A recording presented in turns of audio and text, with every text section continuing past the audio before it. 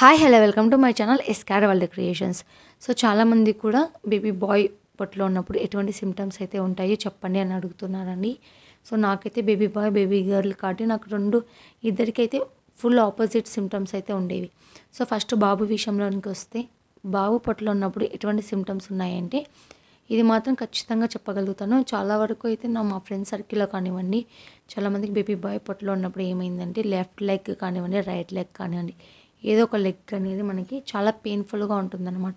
పైనుంచి కింద వరకు, అంటే మనము ఫస్ట్ 3 మంత్స్లో అంటే ప్రెగ్నెన్సీ అనేది కన్ఫర్మ్ అయినప్పటి నుంచి కానివ్వండి, లేకపోతే సెకండ్ మంత్ నుంచి కానివ్వండి, లేకపోతే థర్డ్ మంత్ నుంచి కానివ్వండి, చాలా హెవీ పెయిన్ అనేది లెగ్ పెయిన్ వస్తూ ఉంటుంది. అంటే మనము కూర్చోలేము, సరిగ్గా పడుకోలేము. ఒకవేళ పడుకున్నా కూడా ఒక సైడ్ తిరగడానికి చాలా నొప్పిగా అనిపించడం, కాళ్ళు అనేవి సరిగ్గా రాలేకపోవడం, ఇటువంటి సిమ్టమ్స్ కూడా వీలైనంత వరకు బేబీ బాయ్కి ఉంటాయని నేనైతే పర్సనల్గా ఎక్స్పీరియన్స్ చేశాను.